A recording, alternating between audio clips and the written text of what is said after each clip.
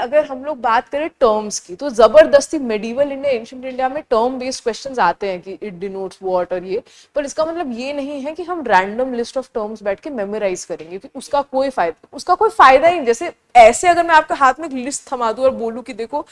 ये मैं निकाल के लाई हूँ बहुत गहरी हिस्ट्री की किताब से, मुझे जितने टर्म्स में मैंने दे दिया, अब आपको आपके काम का ही नहीं है,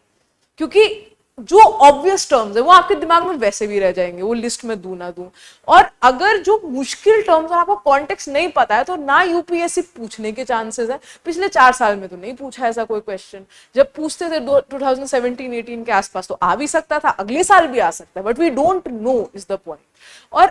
आएगा भी तो अगर तुम याद भी करके कोशिश करोगे जाके वहां पे आंसर करने की, तो भूल जाओगे, क्योंकि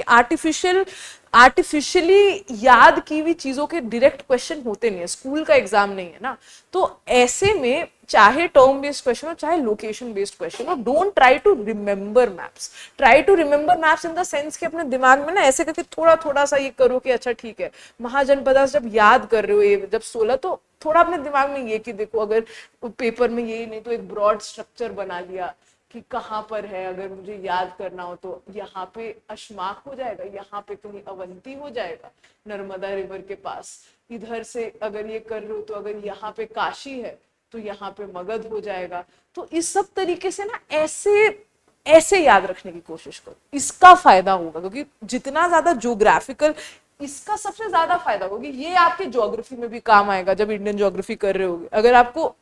बेसिक फेमिलियरिटी होगी रिवर्स से, इंडिया की फिजिकल ज्योग्राफी से, उसका फायदा आपको हिस्ट्री के मैप बेस्ड क्वेश्चंस में भी होगा, ज्योग्राफी के क्वेश्चन में, कंटेम्प्रेरी करंट अफेयर से भी कोई क्वेश्चंस आते हैं तो उसमें भी होगा। तो इसको करने का फायदा है।